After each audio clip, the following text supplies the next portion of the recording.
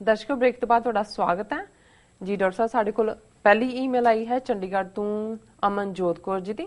ਇਹਨਾਂ ਦੀ ਈਮੇਲ ਕਾਫੀ ਲੰਬੀ ਹੈ ਜਿਹਨੂੰ ਅਸੀਂ ਛੋਟੇ-ਛੋਟੇ ਪਾਰਟਸ ਵਿੱਚ ਵੰਡਿਆ ਹੈ ਤੇ ਅਗਲੇ ਪਾਰਟ ਨੂੰ ਅਸੀਂ ਪੜ੍ਹਦੇ ਹਾਂ। ਅਮਰੀਕਾ ਨੂੰ ਭਾਰਤ ਦਾ ਸਾਥ ਚਾਹੀਦਾ ਹੈ ਏਸ਼ੀਆ 'ਚ ਬੇਸ ਦੇ ਤੌਰ ਤੇ ਵਰਤਣ ਨੂੰ। ਕੀ ਅਮਰੀਕਾ ਭਾਰਤ ਨੂੰ ਸੂਬਿਆਂ 'ਚ ਵੰਡਣ ਦਾ ਵਿਰੋਧ ਕਰੇਗਾ? ਤੁਸੀਂ ਅੰਤਰਰਾਸ਼ਟਰੀ ਖਿਡਾਰੀਆਂ ਨੂੰ ਭਾਰਤ ਦੇ ਸਬੰਧ 'ਚ ਕਿਵੇਂ ਦੇਖਦੇ ਹੋ? ਉਹਨਾਂ ਦਾ ਰਵੱਈਆ ਕੀ ਹੋਵੇਗਾ ਇਸ ਉੱਪਰ? ਕੌਣ ਭਾਰਤ ਦੀ ਅਖੰਡਤਾ ਲਈ ਉਸ ਦਾ ਸਾਥ ਦੇਵੇਗਾ ਅਤੇ ਕੌਣ ਨਹੀਂ? ਭਾਰਤ ਦਾ ਇੱਕ ਵੱਡਾ ਹਿੱਸਾ 1947 ਦੇ ਬਟਵਾਰੇ ਨੂੰ ਮੰਦਭਾਗਾ ਮੰਨਦਾ ਹੈ। ਜ਼ਿਆਦਾਤਰ ਲੋਕ ਸੋ ਕਾਲਡ ਦੇਸ਼ ਭਗਤ ਹਨ। ਕੁਝ ਲੋਕ ਦੇਸ਼ਾਂ 'ਚ ਬਾਰਡਰ 'ਚ ਯਕੀਨ ਨਹੀਂ ਰੱਖਦੇ। ਉਹਨਾਂ ਲਈ ਦੁਨੀਆ ਇੱਕ ਹੈ, ਇਨਸਾਨੀਅਤ ਦੀ ਗੱਲ ਕਰਦੇ ਹਨ। ਉਹ ਇਹਨਾਂ ਲੋਕਾਂ ਦੇ ਸੰਦਰਭ 'ਚ ਤੁਸੀਂ ਸਿੱਖ ਸਟੇਟ ਦੇ ਬਣਨ ਨੂੰ ਕਿਵੇਂ ਦੇਖੋਗੇ? ਭਾਰਤ ਨੇ ਸੂਬਿਆਂ ਨੂੰ ਇਸ ਤਰ੍ਹਾਂ ਬਣਾਇਆ ਹੈ ਕਿ ਹਰ ਸੂਬਾ ਇੱਕ ਦੂਜੇ ਤੇ ਨਿਰਭਰ ਕਰਦਾ ਹੈ। ਤੁਹਾਨੂੰ ਲੱਗਦਾ ਹੈ ਕਿ ਭਾਰਤ ਨੂੰ ਸੂਬਿਆਂ 'ਚ ਕਦੇ ਵੰਡਿਆ ਜਾ ਸਕਦਾ ਹੈ? ਭਾਵੇਂ ਇਹ ਗੱਲ ਭੋਲੀ ਲੱਗੇ, ਪਰ ਜੇ ਭਾਰਤ ਸਿਰਫ ਇੱਕ ਜਾਂ ਦੋ ਸੂਬਿਆਂ 'ਚ ਹੀ ਵੰਡਿਆ ਗਿਆ ਤੇ ਬਾਕੀ ਸਾਰਾ ਇਕਮੁੱਠ ਰਿਹਾ, ਫਿਰ ਉਹ ਵੱਡਾ ਖਿੱਤਾ ਬਾਕੀ ਛੋਟੇ ਖਿੱਤਿਆਂ ਲਈ ਸਮੱਸਿਆ ਪੈਦਾ ਕਰਨਗੇ। ਅੱਜ ਦੇ ਸਮੇਂ 'ਚ ਸਿੱਖ ਅਤੇ ਖਾਲਿਸਤਾਨ, ਇਹ ਡਾਕਟਰ ਸਾਹਿਬ ਉਹਨਾਂ ਦਾ ਨਵਾਂ ਇਸ਼ੂ ਹੈ। ਤੁਹਾਨੂੰ ਮੇਰਾ ਖਿਆਲ ਹੈ ਪਹਿਲੇ ਨੂੰ ਅਸੀਂ ਡਿਸਕਸ ਕਰ ਲੈਂਦੇ ਜੀ ਡਾਕਟਰ ਸਾਹਿਬ। ਉਹਨਾਂ ਨੇ ਆਪਣੇ ਇਸ ਸੈਗਮੈਂਟ 'ਚ ਦੋ ਤਿੰਨ ਮੁੱਦੇ ਬੜੇ ਰੈਲੇਵੈਂਟ ਟੁਕਵੇਂ ਉਠਾਏ ਨੇ ਜੀ। ਪਹਿਲਾਂ ਤਾਂ ਉਹਨਾਂ ਨੇ ਅਮਰੀਕਾ ਦੇ ਹਵਾਲੇ ਨਾਲ ਗੱਲ ਕੀਤੀ ਹੈ। ਮੈਂ ਪਹਿਲਾਂ ਵੀ ਸ਼ਾਇਦ ਇੱਕ ਵਾਰ ਜ਼ਿਕਰ ਕੀਤਾ ਸੀ ਕਿ ਜਦੋਂ ਮੈਂ ਵੀ ਅਮਰੀਕਾ ਆਉਣ ਦਾ ਫੈਸਲਾ ਕੀਤਾ ਇਹ 1980 ਦਾ ਉਹ ਦੌਰ ਸੀ ਜਦੋਂ ਕਿ ਦੁਨੀਆ ਭਰ 'ਚ ਜਿਹੜੀਆਂ ਆਜ਼ਾਦੀ ਦੀਆਂ ਲਹਿਰਾਂ ਨੇ ਖਾਸ ਤੌਰ 'ਤੇ ਵੈਸਟਰਨ ਮਾਡਲ ਦੇ ਉੱਤੇ ਆਪਣੇ ਮੁਲਕ ਬਣਾਉਣ ਦੇ ਲਈ ਉਹ ਅਮਰੀਕਾ ਵੱਲ ਦੇਖਦੀਆਂ ਸੀ, ਔਰ ਜਿਹੜੀਆਂ ਖੱਬੇ ਪੱਖੀ ਲਹਿਰਾਂ ਸੀ ਲੈਫਟਿਸਟ ਜਿਹੜੀਆਂ ਕਿ ਕਮਿਊਨਿਜ਼ਮ ਨੂੰ ਲਿਆਉਣਾ ਚਾਹੁੰਦੀਆਂ ਸੀ ਉਹ ਸੋਵੀਅਤ ਯੂਨੀਅਨ ਵੱਲ ਦੇਖਦੀਆਂ ਸੀ। ਔਰ ਇਹ ਉਹ ਪੀਰੀਅਡ ਸੀ ਕਿ ਭਾਰਤ ਜਿਹੜਾ ਪੂਰੀ ਤਰ੍ਹਾਂ ਸੋਵੀਅਤ ਯੂਨੀਅਨ ਦੇ ਆਰਬਿਟ ਵਿੱਚ ਸੀ। ਔਰ ਮੈਂ ਅਕਸਰ ਆਪਣੀਆਂ ਬਹੁਤ ਸਾਰੀਆਂ ਸਪੀਚਿਸ 'ਚ ਇਹ ਕਹਿੰਦਾ ਰਿਹਾ 1990 ਜਦੋਂ ਭਾਰਤ ਨੇ ਆਪਣੀ ਟ੍ਰਾਂਜੀਸ਼ਨ ਕੀਤੀ ਅਮਰੀਕਾ ਦੀ ਆ ਕੇ ਕੱਛ 'ਚ ਵੜੇ ਸੋਵੀਅਤ ਯੂਨੀਅਨ 'ਚੋਂ ਨਿਕਲ ਕੇ, ਤੇ ਅਮਰੀਕਨ ਓਪੀਨੀਅਨ ਮੇਕਰਸ ਨੂੰ ਅਕਸਰ ਮੈਂ ਕਿਹਾ ਵੀ ਤੁਸੀਂ ਭਾਰਤ ਦਾ ਰੈਕਡ ਚੈੱਕ ਕਰ ਲਓ United nations. India has voted more times against the United States in UN General Assembly than Soviet Union itself। ਕਿ ਜਿੰਨੀ ਵਾਰੀ ਈਵਨ ਸੋਵੀਅਤ ਯੂਨੀਅਨ ਨੇ ਨਹੀਂ ਵੋਟ ਕੀਤਾ ਹੋਏਗਾ ਅਮਰੀਕਾ ਦੇ ਖਿਲਾਫ, ਭਾਰਤ ਨੇ ਕੀਤਾ। ਔਰ ਅੱਜ ਇਹ ਕਿੱਥੋਂ ਡੈਮੋਕ੍ਰੈਟ ਬਣ ਗਏ ਰਾਤੋਂ ਰਾਤ। ਪਰ ਉਹ ਪੀਰੀਅਡ ਸੀ ਜਦੋਂ ਕਿ ਇਸ ਕਿਸਮ ਦਾ ਮਾਹੌਲ ਸੀ ਕਿ ਅਮਰੀਕਾ ਚੈਂਪੀਅਨ ਹੈ ਹਿਊਮਨ ਰਾਈਟਸ ਦਾ। ਉਦੋਂ ਅਜੇ ਜਿਹੜੇ ਦੂਸਰੇ ਸਮਝੌਤੇ ਨੇ WTO ਜਾਂ GATT ਇਹ ਬਹੁਤ ਬਾਅਦ 'ਚ ਸਾਰਿਆਂ ਨੇ ਐਕਸੈਪਟ ਕੀਤੇ ਜਾਂ ਇੰਪਲੀਮੈਂਟ ਹੋਣੇ ਸ਼ੁਰੂ ਹੋਏ। ਸੋ ਇਹਦੇ 'ਚ ਕੋਈ ਸ਼ੱਕ ਨਹੀਂ ਹੈ ਕਿ ਉਦੋਂ ਅਮਰੀਕਾ ਦਾ ਇੰਟਰਸਟ ਜਿਹੜੇ ਉਹ ਡਿਫਰੈਂਟ ਸੀ 1980 'ਚ। 1990 ਤੱਕ ਪਹੁੰਚਦੇ ਆ ਜਦੋਂ ਸੋਵੀਅਤ ਯੂਨੀਅਨ 15 ਹਿੱਸਿਆਂ 'ਚ ਵੰਡਿਆ ਗਿਆ ਤਾਂ ਇੰਟਰਸਟ ਬਦਲ ਗਏ। ਪਰ ਜੇ ਹੁਣ ਅਸੀਂ ਚੇਂਜ ਦੇਖੀਏ ਰਸ਼ੀਆ ਦੇ ਵਿੱਚ ਪੁਤਿਨ ਦੇ ਆਉਣ ਤੋਂ ਬਾਅਦ, ਜਿਵੇਂ ਅਮਰੀਕਾ ਨੇ ਪਹਿਲਾਂ ਬਾਲਟਿਕ ਸਟੇਟਾਂ ਹੋਣ, ਯੂਕਰੇਨ ਹੋਏ, ਕਰੀਮੀਆ ਹੋਏ ਜਾਂ ਸੈਂਟਰਲ ਉਜ਼ਬੇਕਿਸਤਾਨ ਵਰਗੇ ਦੂਜੇ ਤੀਜੇ ਸਾਰੇ ਹੋਣ, ਇਹਨਾਂ ਦੇ ਵਿੱਚ ਅਮਰੀਕਾ ਨੇ ਬੜੀ ਤੇਜ਼ੀ ਨਾਲ ਪੈਰ ਪਸਾਰੇ। ਪਰ ਹੁਣ ਜਿਵੇਂ ਰਸ਼ੀਆ ਨੇ ਹੌਲੀ ਹੌਲੀ ਕਰੀਮੀਆ ਤੇ ਕਬਜ਼ਾ ਕੀਤਾ, ਯੂਕਰੇਨ 'ਚ ਨੱਕ 'ਚ ਦਮ ਕੀਤਾ, ਸੈਂਟਰਲ ਰਿਪਬਲਿਕਸ ਨੂੰ ਉਹਨਾਂ ਨੇ ਕਾਬੂ ਕੀਤਾ। ਸੋ ਉਸ ਤੋਂ ਜ਼ਾਹਰ ਹੈ ਕਿ ਬੇਸ਼ੱਕ 10 ਕੁ ਸਾਲ ਦਾ ਪੀਰੀਅਡ ਅਮਰੀਕਾ ਦੀ ਡੋਮੀਨੈਂਸ ਦਾ ਰਿਹਾ 90 ਤੋਂ 9/11 ਤੋਂ ਬਾਅਦ, ਫਿਰ ਸਿਨੈਰੀਓ ਬਦਲਿਆ ਔਰ ਰਸ਼ੀਆ ਦੀ ਰੀਐਮਰਜੈਂਸ ਜਿਹੜੀ ਹੈ ਉਹਦੇ ਥੱਲੇ ਅਸੀਂ ਦੇਖ ਰਹੇ ਹਾਂ ਵੀ ਰਸ਼ੀਆ ਔਰ ਪਾਕਿਸਤਾਨ, ਜਿਵੇਂ ਉਹਨਾਂ ਦੇ ਨਾਲ ਪਾਈਪਲਾਈਨ ਡੀਲ ਹੋਈ ਹੈ, ਵੈਪਨਸ ਪਾਕਿਸਤਾਨ ਨੇ ਖਰੀਦਣੇ ਸ਼ੁਰੂ ਕੀਤੇ ਨੇ, ਚਾਈਨਾ ਔਰ ਪਾਕਿਸਤਾਨ ਦੀ ਨੇੜਤਾ। ਅੱਜ ਦੀ ਖਬਰ ਹੀ ਸੀ ਕਿ 7 ਸੁਰੰਗਾਂ ਜਿਹੜੀਆਂ ਕਿ ਕੋਰਾਕਰਮ ਰੋਡ ਦੇ ਉੱਤੇ ਚਾਈਨਾ ਔਰ ਪਾਕਿਸਤਾਨ ਨੂੰ ਮਿਲਾਉਂਦੀਆਂ ਨੇ, ਉਹਨਾਂ ਦਾ ਉਦਘਾਟਨ ਕੀਤਾ ਨਵਾਜ਼ ਸ਼ਰੀਫ ਨੇ ਔਰ ਚਾਈਨਾ ਦੇ ਜਿਹੜੇ ਹਾਇਰ ਅਪਸ ਨੇ। ਸੋ ਕੁੱਲ ਮਿਲਾ ਕੇ ਅਸੀਂ ਸਮਝਦੇ ਹਾਂ ਕਿ ਬੇਸ਼ੱਕ ਜਾਪਦਾ ਹੈ ਕਿ ਅਮਰੀਕਾ ਦੇ ਨਾਲ ਭਾਰਤ ਬੜਾ ਘਿਓ ਖਿਚੜੀ ਹੈ ਔਰ ਉਹਦੀ ਸਭ ਤੋਂ ਜਿਹੜੀ ਮੈਂ ਸਮਝਦਾ ਸਿਖਰ ਸੀ ਉਹ ਸੀ ਇੰਡੋ US ਨਿਊਕਲੀਅਰ ਟ੍ਰੀਟੀ, ਜਿਹਨੂੰ ਪੈਟ ਬੁਕੈਨਨ ਨੇ ਨਿਊਕਸ ਫॉर ਮੈਂਗੋਜ਼ ਡੀਲ ਕਿਹਾ। ਲੇਕਿਨ ਜਿਸ ਤਰੀਕੇ ਨਾਲ ਭਾਰਤ, ਇਹ ਠੀਕ ਹੈ ਵੀ ਅੱਜ ਦੀ ਡੇਟ 'ਚ ਅਮਰੀਕਾ ਦੇ ਆਪਣੇ ਇੰਨੀ ਇੱਕ ਇਕੋਨਮੀ ਜਾਂ ਇਸ ਦੀ ਫਿਕਸੇਸ਼ਨ, ਹੁਣ ਈਰਾਨ ਦੇ ਨਾਲ ਸੰਬੰਧ ਬਿਲਕੁਲ ਬਦਲ ਗਏ, ਅਮਰੀਕਾ ਦੇ ਪੋਜ਼ਿਟਿਵ ਵੱਲ ਚਲੇ ਗਏ, ਕਿਊਬਾ ਵੱਲ ਚਲੇ ਗਏ। ਸੋ ਅਸੀਂ ਸਮਝਦੇ ਹਾਂ ਵੀ ਭਾਰਤ ਦੇ ਲਈ ਕਿਉਂਕਿ ਆਈਡੀਓਲੋਜੀਕਲੀ ਉਹ ਫਾਸ਼ਿਸਟ ਨੇ ਜੀ, ਫਾਸ਼ੀਵਾਦੀ ਨੇ, ਡਿਕਟੇਟੋਰੀਅਲ ਨੇ, ਹਿੰਦੂਤਵਾ ਦਾ ਏਜੰਡਾ ਹੈ। ਅਮਰੀਕਾ ਨੇ ਬੇਸ਼ੱਕ ਟਾਈਮ ਬੀਇੰਗ ਪੋਸਟ 9/11 ਸਿਨੈਰੀਓ 'ਚ ਬਹੁਤ ਜ਼ਿਆਦਾ ਝੁਕਾਅ ਬੁਸ਼ ਐਡਮਿਨਿਸਟ੍ਰੇਸ਼ਨ ਨੇ ਕੀਤਾ ਹੈ, ਓਬਾਮਾ ਐਡਮਿਨਿਸਟ੍ਰੇਸ਼ਨ ਨੇ ਵੀ ਨੋਮੀਨੇਟ ਇੱਕ ਤੋਂ ਬਾਅਦ ਇੱਕ ਇੰਡੀਅਨ ਓਰੀਜਨ ਦੇ ਬੰਦੇ ਕੀਤੇ।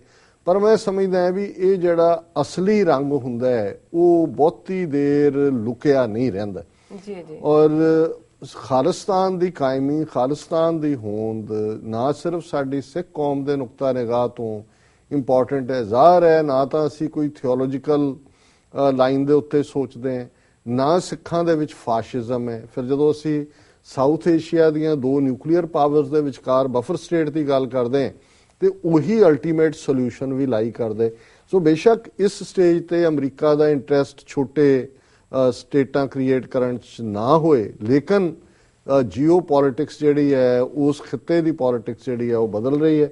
ਦੂਸਰੀ ਗੱਲ ਉਹਨਾਂ ਨੇ ਇਹ ਕਿਹਾ ਵੀ ਇੱਕ ਕੈਟਾਗਰੀ ਹੈ ਵੀ ਜਿਹੜੀ 1947 ਨੂੰ ਮੰਦਭਾਗਾ ਮੰਨਦੀ ਹੈ ਡਿਵੀਜ਼ਨ ਨੂੰ, ਔਰ ਉਹਨਾਂ ਦੇ ਹਿਸਾਬ ਦੇ ਨਾਲ ਇਸ ਕਿਸਮ ਦੀ ਕੋਈ ਵੀ ਫਰਦਰ ਗੱਲ ਜਿਹੜੀ ਹੈ ਉਹ ਰਿਜੈਕਟੇਬਲ ਹੋਈ। ਦੇਖੋ ਇਹਦੀ ਤਾਂ ਕੋਈ ਸ਼ੱਕ ਨਹੀਂ ਹੈ ਕਿ ਜਿਹੜਾ ਵੰਡ ਵੰਡਾ ਹੁੰਦਾ ਉਹ ਦੁਖਦਾਈ ਹੁੰਦਾ ਹੈ, ਭਾਵੇਂ ਜਿੰਨਾ ਮਰਜ਼ੀ ਪੀਸਫੁਲੀ ਵੀ ਹੋਏ ਜੀ। ਔਰ ਅਸੀਂ ਇਹ ਨਹੀਂ ਸੀ ਚਾਹੁੰਦੇ। ਸਿੱਖਾਂ ਨੇ ਜੇ 1947 ਚ ਇਹਨਾਂ ਦੇ ਨਾਲ ਕਿਸਮਤ ਜੋੜੀ ਤੇ ਜ਼ਾਹਰ ਹੈ ਕਿ ਇੱਕ ਇਹ ਯਤਨ ਸੀ ਕਿ ਵੀ ਵੱਡੇ ਸੈਟਅਪ ਦੇ ਵਿੱਚ ਜੇ ਸਿੱਖਾਂ ਨੂੰ ਪਰਸੂਟ ਆਫ ਹੈਪੀਨੈਸ, ਆਪਣਾ ਧਰਮ, ਕਲਚਰ, ਲੈਂਗੁਏਜ ਉਹਨੂੰ ਸੁਰੱਖਿਅਤ ਰੱਖਣ ਦਾ ਮੌਕਾ ਮਿਲਦਾ ਹੈ ਤਾਂ ਉਹਨਾਂ ਨੇ ਕੀਤਾ, ਪਰ ਉਹ ਐਕਸਪੈਰੀਮੈਂਟ ਨਹੀਂ ਚੱਲਿਆ। ਦੂਜੀ ਗੱਲ ਉਹਨਾਂ ਨੇ ਕਹੀ ਵੀ ਇੱਕ ਕਲਾਸ ਉਹ ਹੈ ਜਿਹੜੀ ਸਮਝਦੀ ਹੈ ਵੀ ਦੁਨੀਆ ਇੱਕ ਹੈ, ਦੇਸ਼ਾਂ ਦੀਆਂ ਬਾਉਂਡਰੀਜ਼ ਹੋਣੀਆਂ ਹੀ ਨਹੀਂ ਚਾਹੀਦੀਆਂ।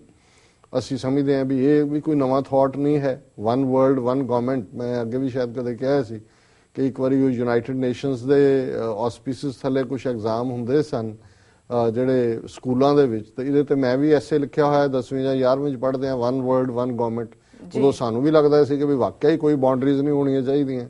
ਇਹ ਕੋਈ ਕਿਹੜਾ ਪੰਛੀਆਂ ਨੇ ਬਾਰਡਰ, ਪੰਛੀਆਂ ਨੇ ਵੀਜ਼ਾ ਥੋੜੀ ਲੈਣਾ ਹੁੰਦਾ, ਕਿੱਥੋਂ ਸਾਈਬੇਰੀਆ ਤੋਂ ਉੱਡਦੇ ਨੇ ਜਾ ਕੇ ਹਰੀ ਕੇ ਪੱਤਣ ਬੈਠੇ ਹੁੰਦੇ ਨੇ। ਵੀ ਦੁਨੀਆ ਸਾਰੇ ਮਨੁੱਖਾਂ ਦੀ ਹੈ, ਇਹ ਧਰਤੀ ਜਿਹੜੀ ਆ ਉਹ ਰੱਬ ਦੇ ਬੰਦਿਆਂ ਦੀ ਹੋਣੀ ਚਾਹੀਦੀ, ਕੋਈ ਬਾਰਡਰ ਨਹੀਂ ਹੋਣੇ ਚਾਹੀਦੇ। ਪਰ ਮੈਂ ਸਮਝਦਾ ਵੀ ਇਨ ਦਾ ਐਂਡ ਆਫ ਦਾ ਡੇ ਜਿੱਥੇ ਬਾਰਡਰ ਟੁੱਟੇ ਵੀ, ਜਿਵੇਂ ਯੂਰਪੀਅਨ ਯੂਨੀਅਨ, ਉਹਦਾ ਤਜਰਬਾ ਹੀ ਸੀ ਕਿ ਵੀ ਤੁਸੀਂ ਜਿੱਥੇ ਮਰਜ਼ੀ ਯੂਰਪ ਚ ਆ ਜਾ ਸਕੋ, ਇੱਕ ਕਰੰਸੀ ਵੀ ਕ੍ਰੀਏਟ ਕਰ ਲਈ। ਪਰ ਹੁਣ ਕ੍ਰਾਈਸਿਸ ਜਿਹੜਾ ਮਾਈਗ੍ਰੇਸ਼ਨ ਦਾ ਆਇਆ, ਕਿਵੇਂ ਹੰਗਰੀ ਆਪਣੇ ਬਾਰਡਰ ਬੰਦ ਕਰ ਰਿਹਾ ਹੈ, ਆਸਟ੍ਰੇਲੀਆ ਨੂੰ ਤਕਲੀਫ ਹੈ, ਜਰਮਨ ਕੀ ਕਹਿ ਰਿਹਾ, ਦੂਜੇ ਕੀ ਕਹਿ ਰਹੇ ਨੇ, ਹੁਣ ਹਰ ਇੱਕ ਨੂੰ ਆਪਣੀ ਜਿਹੜੀ ਹੈ ਉਹ ਬਾਉਂਡਰੀਜ਼, ਆਪਣੀ ਐਥਨੀਸਿਟੀ ਦਾ ਖਿਆਲ ਆਏ। ਸੋ ਅਸੀਂ ਸਮਝਦੇ ਹਾਂ ਵੀ ਆਈਡੀਅਲੀ ਠੀਕ ਹੈ, ਰੱਬ ਕਰੇ ਇੱਕ ਐਸਾ ਦਿਨ ਆਏ ਸਾਰੇ ਇਨਸਾਨ ਇੰਨੇ ਉੱਚੇ ਬੁੱਧੀ ਵਾਲੇ ਹੋਣ, ਕੋਈ ਨਫ਼ਰਤ ਨਾ ਹੋਏ, ਕੋਈ ਵੈਰ ਵਿਰੋਧ ਨਾ ਹੋਏ, ਦੁਨੀਆ ਦੇ ਵਿੱਚ ਕੋਈ ਦੇਸ਼ਾਂ ਦੇ ਬਾਰਡਰ ਨਾ ਹੋਣ, ਕੋਈ ਪੁਲਿਸ ਥਾਣਾ ਨਾ ਹੋਏ, ਕੋਈ ਸਭ ਜਿਹੜੀ ਹੈ 60 ਦੀ ਸਪੀਡ ਤੇ ਗੱਡੀ ਚਲਾ ਰਹੇ ਹੋਣ, ਕੋਈ ਲਾਲ ਲਾਈਟ ਨਾ ਲੰਘੇ, ਕੋਈ ਕਿਸੇ ਦੇ ਚੋਰੀ ਨਾ ਕਰੇ, ਇਦਾਂ ਹੀ ਪਰਸ ਖੁੱਲੇ ਪਏ ਹੋਣ, ਕੋਈ ਕਿਸੇ ਦਾ ਪਾਸਪੋਰਟ ਚੁੱਕ ਕੇ ਨਾ ਚੜ ਜਾਏ ਜੀ। ਲੇਕਿਨ ਇਹ ਆਈਡੀਅਲ ਗੱਲ ਹੈ, ਇਵੇਂ ਹੁੰਦਾ ਨਹੀਂ, ਹੋਇਆ ਨਹੀਂ। ਹੋ ਜਾਏ ਕਦੇ ਬਹੁਤ ਚੰਗੀ ਗੱਲ ਹੈ, ਫਿਰ ਤਾਂ ਸਾਰੇ ਹੀ ਭਲੇ ਹੋ ਗਏ, ਫਿਰ ਤਾਂ ਜੇਲ੍ਹਾਂ ਵੀ ਖਾਲੀ, ਥਾਣੇ ਵੀ ਖਾਲੀ, ਪੁਲਿਸ ਮਹਿਕਮਾ ਵੀ ਬੰਦ। ਸੋ ਅਸੀਂ ਸਮਝਦੇ ਹਾਂ ਵੀ ਇਹ ਇੱਕ ਠੀਕ ਹੈ, ਇੱਕ ਖਿਆਲ ਅੱਛਾ ਹੈ ਕਿ ਉਹਦਾ ਦਿਲ ਬਹਿਲਾਨੇ ਕੋ ਗਾਲਬ, ਇਹ ਖਿਆਲ ਵੀ ਅੱਛਾ ਹੈ, ਇਸ ਤੋਂ ਵੱਧ ਕੇ ਕੁਛ ਨਹੀਂ।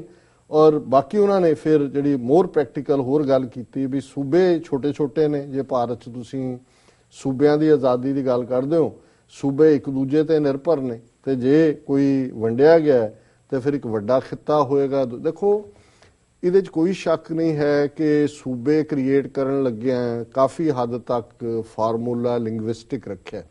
ਪੰਜਾਬ ਦੇ ਮਾਮਲੇ 'ਚ ਉਹ ਧਰਮ ਬਣ ਗਿਆ, ਕਿਉਂਕਿ ਪੰਜਾਬ ਦੇ ਹਿੰਦੂਆਂ ਨੇ ਆਪਣੀ ਲੈਂਗੁਏਜ ਹਿੰਦੀ ਲਿਖਾਈ, ਇਸ ਲਈ ਪੰਜਾਬ ਦੀ ਵੰਡ ਜਿਵੇਂ ਹਰਿਆਣਾ ਹਿਮਾਚਲ ਕੱਢੇ ਗਏ ਉਹ ਧਰਮ ਦੇ ਆਧਾਰ ਤੇ ਹੋਈ, ਕਿਉਂਕਿ 1961 ਦੀ ਮਰਦਮਸ਼ੁਮਾਰੀ ਨੂੰ ਆਧਾਰ ਬਣਾਇਆ ਗਿਆ ਜੀ। ਇਸ ਲਈ ਉਹ ਜ਼ਾਹਰ ਹੈ ਕਿ ਵੀ ਸਿੱਖ ਮੈਜੋਰਟੀ ਖਿੱਤਾ ਬਣਿਆ। ਨਹੀਂ ਤਾਂ ਜੇ ਪੰਜਾਬੀ ਜ਼ਬਾਨ ਨੂੰ ਆਧਾਰ ਬਣਾ ਕੇ ਪੰਜਾਬੀ ਸੂਬਾ ਬਣਦਾ ਤੇ ਫਿਰ ਸ਼ਾਇਦ ਸਿੱਖ ਮੈਜੋਰਟੀ ਵੀ ਨਹੀਂ ਸੀ ਹੋਣਾ। ਇਹ ਇੱਕ ਤਰਾਸਦੀ ਵੀ ਹੈ, ਪਰ ਇਹ ਇੱਕ ਸਾਡੀ ਗੇਨ ਵੀ ਹੈ, ਜਿਹਨੂੰ ਇਹ ਕਹਿੰਦੇ ਆ ਕਿ ਵੀ ਕੁੱਬੇ ਦੇ ਲੱਤ ਰਾਸ ਆਈ। ਪਰ ਜੇ ਅਸੀਂ ਬਾਕੀ ਸੂਬਿਆਂ ਦੀ ਗੱਲ ਕਰੀਏ, ਜੇ ਤੇਲਗੂ ਦਾ ਸੂਬਾ ਬਣਿਆ ਆਂਧਰਾ ਪ੍ਰਦੇਸ਼, ਮੁਸਲਮਾਨ ਵੀ ਨੇ, ਹਿੰਦੂ ਵੀ ਨੇ। ਜੇ ਤਮਿਲ ਦਾ ਬਣਿਆ, ਉੱਥੇ ਮੁਸਲਮਾਨ ਵੀ ਨੇ, ਹਿੰਦੂ ਵੀ ਨੇ, ਅੱਡ ਅੱਡ ਜ਼ਾਤਾਂ ਪਾਤਾਂ ਦੇ ਲੋਕ ਨੇ। ਸੋ ਅਸੀਂ ਸਮਝਦੇ ਹਾਂ ਕਿ ਸਿੱਖ ਸਟੇਟ ਦੇ ਐਂਗਲ ਤੋਂ ਪੰਜਾਬ ਔਰ ਇਹਦੇ ਨਾਲ ਲੱਗਦੇ ਸਿੱਖ ਮੈਜੋਰਿਟੀ ਇਲਾਕੇ ਇਹ ਇੱਕ ਡਿਫਰੈਂਟ ਮਾਡਲ ਹੋਏਗਾ ਦੈਨ ਹੁਣ ਜੇ ਤਮਿਲਨਾਡੂ ਅੱਡ ਹੁੰਦਾ ਹੈ, ਉਹ ਬਿਲਕੁਲ ਆਪਣੇ ਆਪ ਚ ਇੰਡੀਪੈਂਡੈਂਟ ਹੈ, ਸਮੁੰਦਰ ਦੇ ਨਾਲ ਵੀ ਲੱਗਦਾ ਹੈ, ਉਹਨਾਂ ਦੀ ਆਪਣੀ ਸੱਭਿਅਤਾ ਹੈ। ਪਹਿਲਾਂ ਵੀ ਤਮਿਲ ਕਿਹੜਾ ਨਾਰਥ ਇੰਡੀਆ ਦਾ ਹਿੱਸਾ ਰਹੇ ਨੇ ਔਰ ਇਸੇ ਤਰ੍ਹਾਂ ਜੇ ਤੇਲਗੂ ਬਣਦਾ, ਆਂਧਰਾ ਬਣਦਾ, ਉਹ ਵੀ ਇੰਡੀਪੈਂਡੈਂਟ ਹੈ। ਯੂਪੀ ਬਿਹਾਰ ਗੰਗਾ ਜਮਨਾ ਵਾਲੇ ਉਹੀ ਉਹਨਾਂ ਨੇ ਦਾਲ ਭਾਤ ਖਾਣਾ ਹੈ, ਉਹੀ ਉਹਨਾਂ ਦਾ ਕਲਚਰ ਹੈ। ਸੋ ਫਿਰ ਜਿਹੜੀ ਹੈ ਸਿਵਲਾਈਜੇਸ਼ਨਲ ਵੰਡ ਇਸ ਤਰੀਕੇ ਦੀ ਹੁੰਦੀ ਹੈ ਕਿ ਸਾਡੀ ਜਿਹੜੀ ਆਪਣੀ ਹੋਂਦ, ਕਿਉਂਕਿ ਅਸੀਂ ਕਿਸੇ ਦਾ ਵੀ ਹਿੱਸਾ ਨਹੀਂ, ਨਾ ਅਸੀਂ ਗੰਗਾ ਜਮਨੀ ਤਹਿਜ਼ੀਬ ਦਾ ਹਿੱਸਾ ਹੈ, ਨਾ ਅਸੀਂ ਸਾਊਥ ਦੀ ਤਹਿਜ਼ੀਬ ਦਾ ਹਿੱਸਾ ਹੈ। ਔਰ ਇਹੀ ਜਿਹੜੇ ਨੁਕਤੇ ਨੇ ਮੇਰਾ ਖਿਆਲ ਹੈ ਅੱਜ ਦੀ ਡਿਬੇਟ ਲਈ ਰੱਖੀਏ, ਕਿਉਂਕਿ ਫਿਰ ਵਕਤ ਥੋੜਾ ਹੈ ਬਾਕੀਆਂ ਦੇ ਲਈ।